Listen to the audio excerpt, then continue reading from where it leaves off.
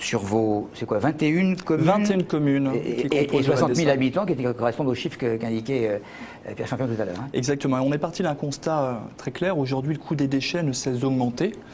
On a des grands discours environnementaux qui nous poussent justement à limiter la production de déchets.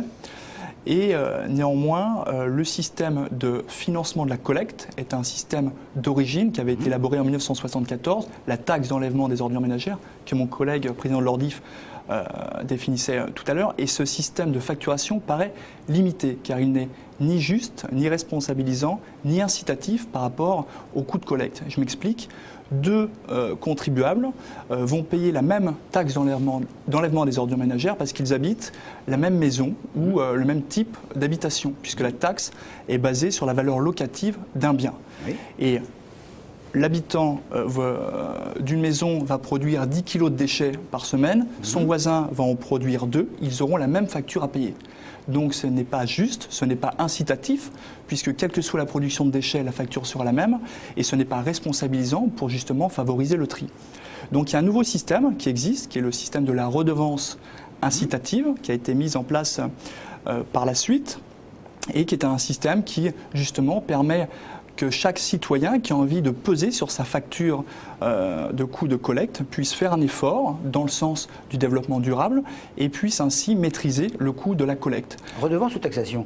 Redevance. Redevance. Et je vais aller plus loin, il est beaucoup plus juste parce qu'un exemple concret, que l'on habite en appartement ou en pavillon, on paye aussi dans le pot commun l'enlèvement des déchets verts, ce qui est particulièrement injuste.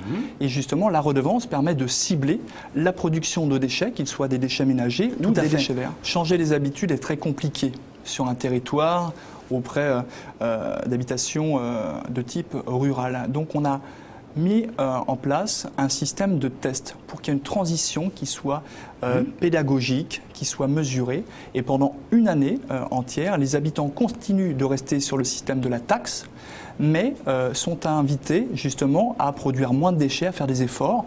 Et ils recevront une facture à blanc, une facture qui leur expliquera que si ils continuent justement à produire moins de déchets, à se comporter en éco-citoyens, eh bien le financement de la collecte sera beaucoup moins élevé.